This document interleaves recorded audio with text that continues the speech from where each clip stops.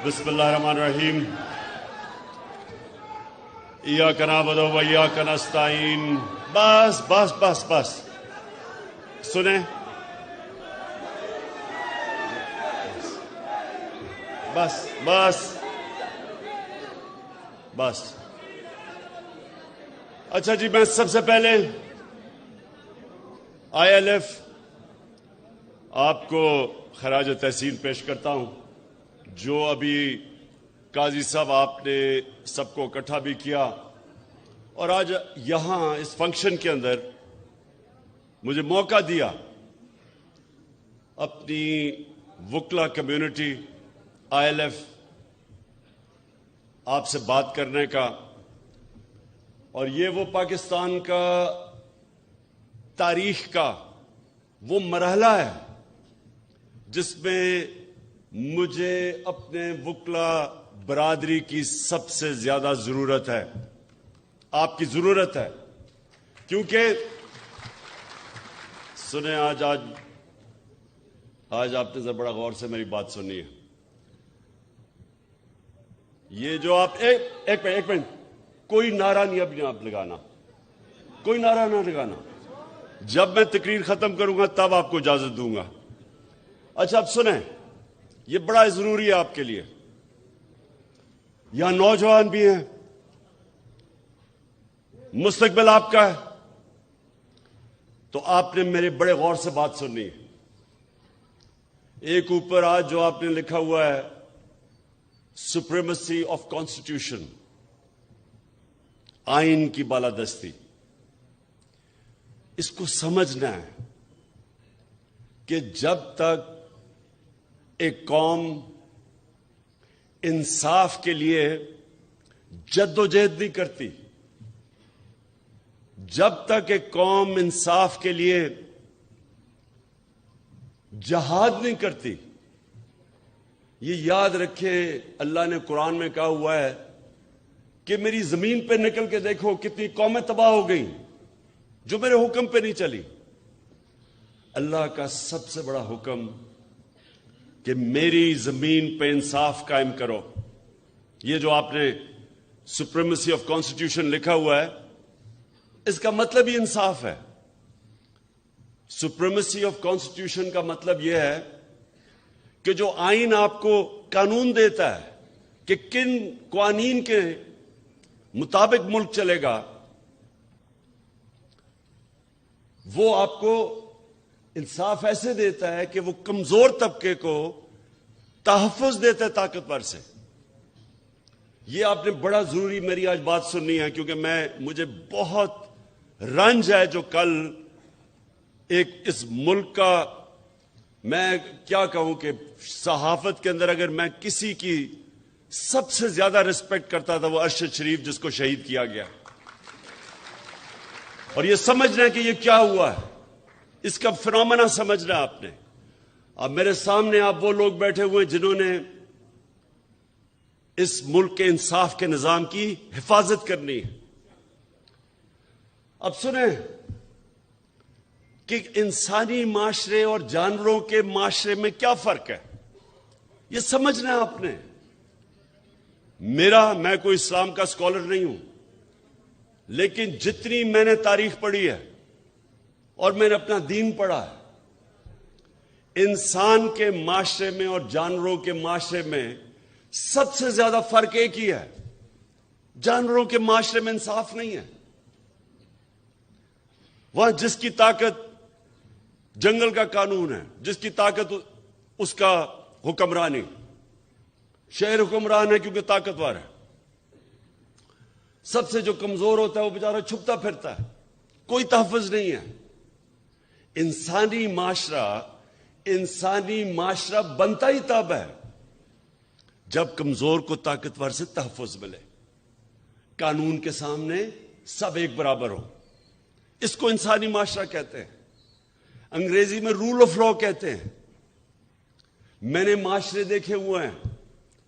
जब मैं छोटी उम्र में बरतानिया गया तो मैंने रूल ऑफ लॉ देखा वहां, और मुझे तब समझ आई कि वो क्यों आगे निकल गए हैं। और पाकिस्तान के अंदर यहां कभी भी रूल ऑफ लॉ नहीं था। وہ ملک جو علامہ اقبال جیسے ایسا بڑا ذہن، انٹلیکٹ 500 سال تک سمجھتے ہیں کہ دنیا میں اس طرح کا ذہن نہیں آیا، اس نے تصور دیا اس ملک کا۔ مدینہ کی ریاست کے اصولوں کے اوپر اس ملک نے کھڑا ہونا تھا، اسلامی فلاحی ریاست۔ تو مدینہ کی ریاست کا اصول تو نمبر 1 عدل اور انصاف تھا۔ میرے نبی صلی اللہ علیہ وسلم نے سب سے پہلے انصاف قائم کیا تھا، پھر خوشحالی آئی تھی۔ خوشحالی پہلے نہیں آئی تھی، انصاف خوشحالی لے کے آتا ہے۔ جس معاشرے میں انصاف ہے وہ خوشحال ہے۔ رول آف لا انڈیکس کے اندر میں لوگوں کو بار بار بتاتا ہوں، سوئٹزرلینڈ میں گیا ہوا ہوں، سوئٹزرلینڈ میں اپنے سارے گلگت بلتستان کا علاقہ پھرا ہوا ہوں۔ آپ یقین کریں کوئی مقابلہ نہیں ہے سوئٹزرلینڈ میں اور ہمارے گلگت بلتستان میں، خوبصورتی میں، ہر طرح۔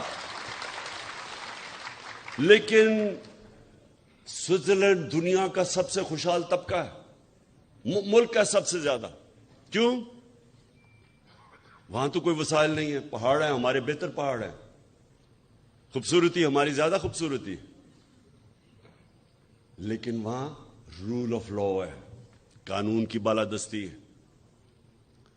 جو رول آف لا دنیا میں انڈیکس ہوتا ہے اس پہ 99.9% ہے Switzerland rule of law index پہ۔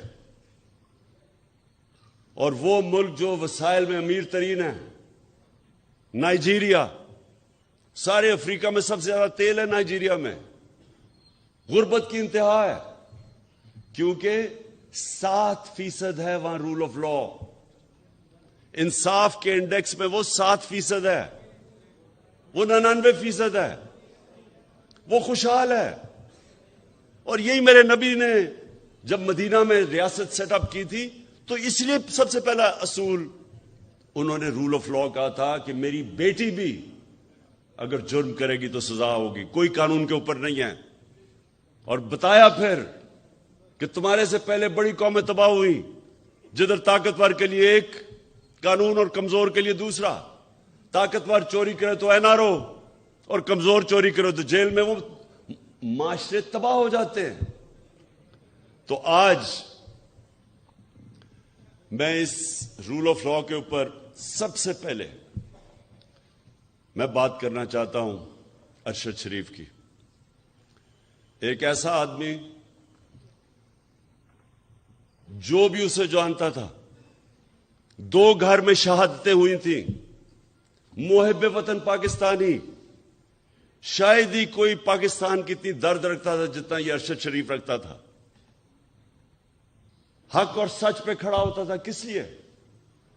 ضمیر کا سودا نہیں کرتا تھا۔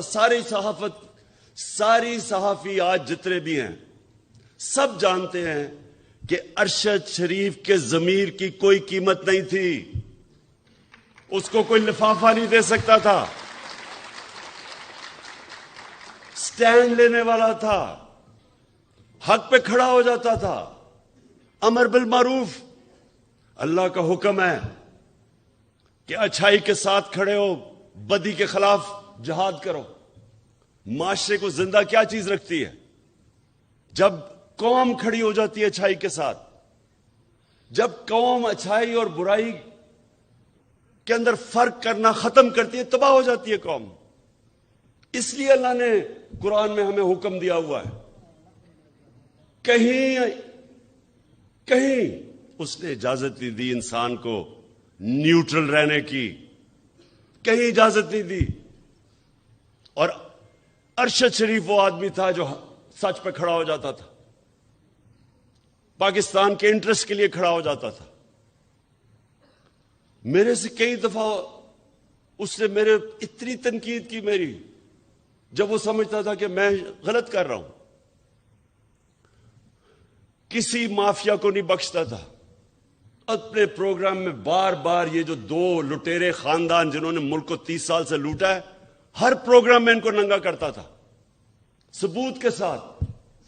دھمکیاں ملتی تھیں، پیسے کی آفر ملتی تھی، لیکن نہ اس کو کوئی خرید سکتا تھا، نہ ڈرا سکتا تھا۔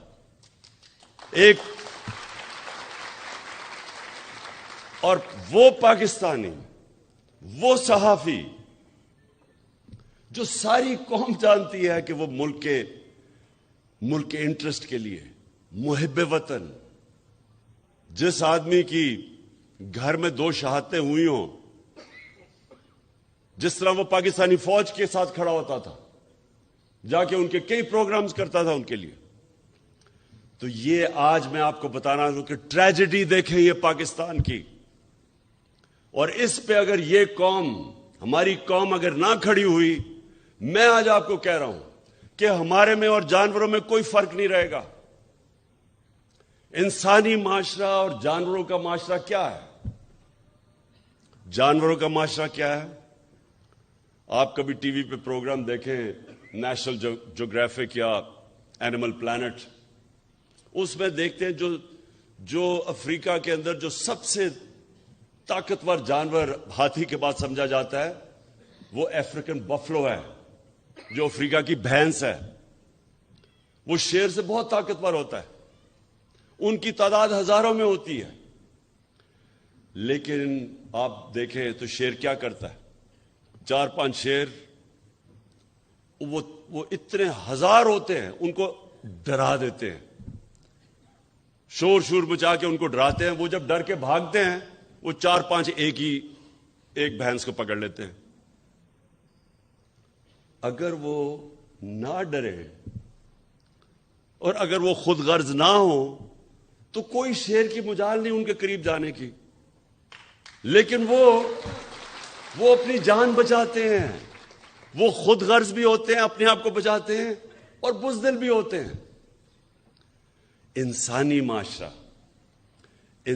معاشرے کے اندر جب کوئی طاقتور اس طرح ہجوم انسانوں کو ڈراتا ہے تو اللہ نے اس لیے جہاد ہمارے اوپر فرض رکھی ہے. جہاد فرض ہے مسلمانوں پہ. کیوں؟ کیونکہ جہاد میں آپ ظلم سے بھاگتے نہیں ہیں، ظلم کے سامنے سر نہیں جھکاتے، ظلم کا مقابلہ کرتے ہیں. یہ حکم ہے اللہ کا. اللہ کو تو کوئی فائدہ نہیں پہنچا سکتا.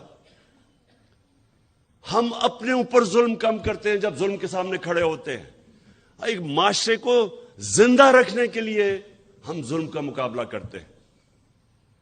ارشد شریف، اس کو جب دھمکی آئیں، نامعلوم نمبروں سے دھمکی آئیں کہ یہ نہ کہو، سچ نہ بولو، یہ جو رجیم چینج ہوئی ہے، وہ جب اس کو ایکسپوز کرنا شروع کیا، اس کے اوپر دھمکیاں آئیں، ڈرایا گیا.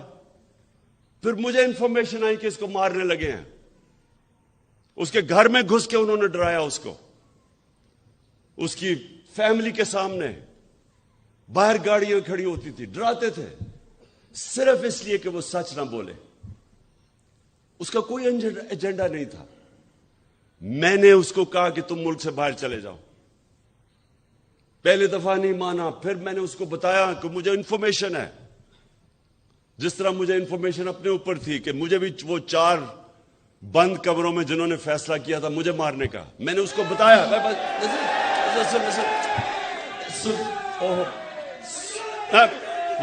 بس دیکھیں، تو وہ جب ملک چھوڑ کے گیا، اس کا ویزا ختم ہونے لگا تھا دبئی کا. یہ واپس بلا رہے تھے اس کو. کوئی اس لیے نہیں کہ کوئی جرم کیا ہے اس نے، اس لیے کہ وہ سچ نہ بولے. اس کو واپس بلا رہے تھے، اور وہی کرنا تھا اس سے جو انہوں نے اعظم سواتی کو بند کمرے کے اندر ننگا کر کے اس کے اوپر تشدد کیا. شہباز گل سے کیا انہوں نے. جمیل فاروقی، ایک رپورٹر جرنلسٹ، اس کو انہوں نے کیا. سینئر صحافی، وہ ملک چھوڑ کے بھاگ گیا، صابر شاکر، اس کو دھمکیاں دی. یہ وہ لوگ ہیں. ایاز امیر، اس قوم اس کو 30 سال سے جانتی ہے، ریسپیکٹڈ جرنلسٹ. ان کے پیچھے پڑ گئے کہ کسی طرح ڈرا کے ان کو دھمکائیں اور خوف زدہ کریں. اور کوئی شرم نہیں ان کو کہ وہ لوگ جو قوم ان کے کریڈینشلز ان کو اتنی دیر سے جانتی ہے کہ ہمیشہ یہ ملک کے انٹرسٹ کے لیے کھڑے ہوئے ہیں، ان لوگوں کو چنا جن کا ضمیر کا سودہ نہیں ہوتا تھا. جن کے ضمیر کے سودے ہوئے وہ تو سب آج آپ ٹی وی کے اوپر دیکھیں سارے گن گا رہے ہیں ان لوگوں کے جو 30 سال سے سرٹیفائڈ چور اوپر بیٹھ گئے آ کے اپنے کرپشن کے کیسز ختم کر کے ملک کو تباہی کی طرف لے گئے. ان کے خلاف کوئی بات کرے یہ سارے نامعلوم افراد آ کے ڈراتے ہیں دھمکاتے ہیں. تو میں آج ارشد شریف اور دیکھیں ہم ایسے ہر کسی کو شہید کہہ دیتے ہیں. ہر کوئی شہید نہیں ہے. میری نظر میں شہید وہ ہے جو پتہ ہوتے ہوئے کہ میری جان خطرے میں ہے وہ جب اپنے ملک کی حفاظت کرتا ہے بارڈرز پہ وہ شہید ہوتا ہے. وہ سپاہی شہید ہوتا ہے, وہ فوجی شہید ہوتا ہے, وہ پولیس والا شہید ہوتا ہے. وہ پولیس والا جب اپنی جان خطرے میں ڈال کے اپنے ملک کی حفاظت کرتا ہے, یہ سب شہید ہے. لیکن جو کہ کہیں حادثے میں مر جائے اس کو بھی شہید کہہ دیتے ہیں, یا کسی کو قتل کر دے شہید کہہ دیتے ہیں. ارشد شریف شہید کیوں ہے؟ اس کو پتا تھا کہ اس کی جان خطرے میں, اس کو پتا تھا, اس کو بار بار وارننگز آ رہی تھی, میں نے اس کو بتایا. اس کے باوجود ایک دفعہ یہ پیچھے نہیں ہٹا, رائے حق سے پیچھے نہیں ہٹا, ڈرا نہیں. اور آخر میں یہ جو اس کو ٹارگٹ کلنگ کی گئی ہے, یہ جو مرضی لوگ کہیں, مجھے پتا ہے کہ یہ ٹارگٹ کلنگ کی گئی ہے اس کی. اس کو جو مارا انہوں نے, اس کو شہید کیا. سارے صحافیوں جتنے بھی پاکستان کے صحافی ہیں, یہ آج آپ سب کے لیے ہے کہ آج آپ چاہے ارشد شریف کے سے متفق ہو یا نہ ہو, یا آپ دوسرے کیمپ میں بیٹھے ہو اور ان چوروں کی حمایت کر رہے ہوں, یا آپ کے اوپر لفافے چلے ہوئے ہوں, ضمیر کے بیچے ہوئے ہوں آپ نے, پھر بھی میں آپ سب کو کہتا ہوں کہ یہ ہے پاکستان کا وہ صحافی جو شاید ہی میں نے اتنا دلیر, ایماندار اور محب وطن صحافی دیکھا ہو جو بالکل اپنے موقف سے پیچھے نہیں ہٹا, جان اپنی خطرے میں ڈال کے وہ کھڑا رہا رائے حق کے اوپر. اور آج ساری میری قوم کو اس کو سلام کرنا چاہیے. میں انشاءاللہ جو اپنی مارچ کرنے والا ہوں, میں آج میرا جو عزم ہے وہ کبھی بھی اتنا تکڑا نہیں تھا جتنا آج ہے, کیونکہ میں آج فیصلہ کر بیٹھا ہوں کہ ملک اب دو رائے پہ کھڑا ہے. ایک طرف یہ وہ سارے چور 30 سال سے 26 سال سے میں جن کے خلاف کرپشن کی جہاد لڑا ہوں وہ سب اکٹھے ہیں. ان کے ساتھ میڈیا ہاؤسز جو ان کے ساتھ پیسے بنا رہے ہیں وہ اکٹھے ہیں. ان کے ساتھ نامعلوم افراد وہ ان کے ساتھ ملے ہوئے ہیں. ان کے ساتھ بیرونی سازشیں جو چاہتی ہیں کہ پاکستان ایک کمزور مقروض ملک رہے تاکہ وہ غلام بن سکے, وہ ان کے ساتھ ہے. اور ساری قوم جو آج اس سے تنگ ہے, میں آج ساری قوم کو کہتا ہوں کہ آج میرے ساتھ آپ نے کھڑا نہ ہو, نہ آج آپ میرے ساتھ نکلے. جب میں نکلوں گا تو عمران خان کو تو کوئی فرق نہیں پڑنے لگا کیونکہ اللہ نے تو اس کو سب کچھ دے چکا ہے. لیکن آپ کا مستقبل بھیڑ بکریوں والا ہونے والا ہے, جانوروں والا ہونے والا ہے. دو معاشرے, انسانی اور جانوروں کا معاشرہ. جانوروں کا معاشرہ ظلم کا مقابلہ نہیں کرتا, بھیڑ بکریاں نہیں ظالم کے سامنے کھڑی ہوتی. انسان, اور وہ بھی جو دنیا کا سب سے عظیم لیڈر, جو نبی صلی اللہ علیہ وسلم کی امت ہو, اس امت کے اوپر تو ویسے ہی فرض ہے کہ آپ یہ ظلم کے سامنے کھڑے ہوں, بھیڑ بکریوں نہ بنیں, خوف کے بت کی پوجا نہ کریں. یہ سب سے بڑا بت ہے. کوفہ کے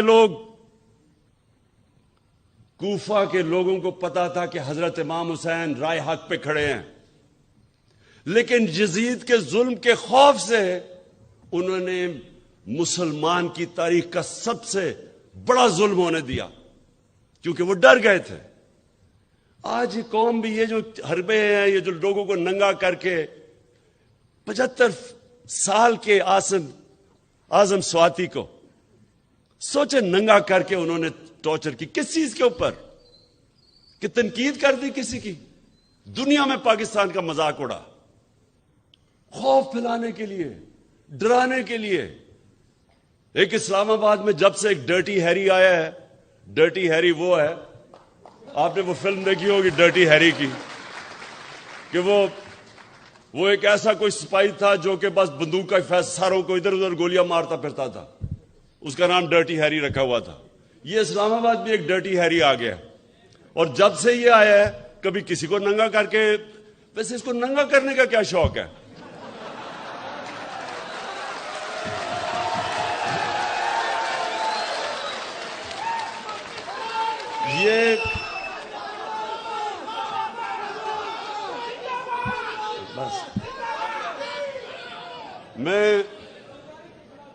یہ وہ لوگ میرے پاکستان کی وکلا برادری، یہ جو مرحلے پہ ہمارا ملک کھڑا ہے، یہ آپ سب کے لیے چیلنج ہے.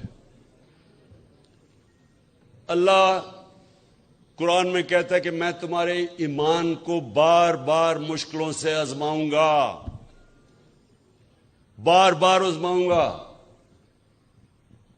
وہ کیوں کہتا ہے؟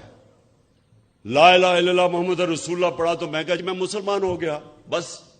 لیکن وہ کہتا ہے میں تمہارے ایمان کو آزماؤں گا مشکلوں سے، تاکہ پتہ چلے کہ کتنے پانی میں ہے. یہ ہے اب اس ملک کے لوگوں کی ایمان کی آزمائش. لا الہ الا اللہ کے نعرے پہ ملک بنا تھا. اللہ ہم تیرے سوا کسی کے سامنے نہیں جھکتے. کیا ہم اب یہ ظلم کے بت کے سامنے جھکیں گے؟ کہ یہ جو انہوں نے ارشد شریف سے کیا ڈرانے کے لیے باقیوں کو، وہ جس طرح شیر نہیں وہ حملہ کرتے ہیں، ڈراتے ہیں لوگوں کو، یہ بھینسوں کو، افریقن بفلو کو، وہ سب بھاگ جاتی ہے، پھر پکڑ لیتا ہے ایک کو. یہ بھی ایک کو پکڑ رہے ہیں، کبھی کسی کو پکڑ لیا، کبھی کسی کو پکڑ لیا. میں ان کے سامنے نکلوں گا، اور انشاءاللہ جب تک میں نے فیصلہ کیا ہے، میرا فیصلہ ہے، جب تک میں زندہ ہوں میں ان ظالموں کا مقابلہ کروں گا. اور آپ نے سب نے اس پہ شرکت کرنی ہے. کیونکہ یاد رکھیں اللہ نے نیوٹرل رہنے کی کسی کو اجازت نہیں دی. یا ایک طرف ہو یا دوسری طرف ہو، یا ان ڈاکوؤں کے ساتھ ہو اور یا راہ حق پہ چلو، ان کے سامنے کھڑے ہو. تو آپ کے اوپر خاص ذمہ داری ہے. آپ ہے پاکستان کی وہ کمیونٹی جو جانتی ہیں انصاف کیا ہے، رول آف لا کیا ہے. آپ وہ لوگ ہیں جن کے اوپر عام آدمی سے زیادہ ذمہ داری ہے. اور اس لیے آپ نے اب میرے ساتھ چلنا ہے. اور اس ملک میں جو میں 26 سال پہلے نکلا تھا، انصاف کی تحریک انصاف، اس ملک پہ انصاف قائم کرنے کے لیے آپ سب نے میرے ساتھ کھڑے ہونا ہے. شکریہ.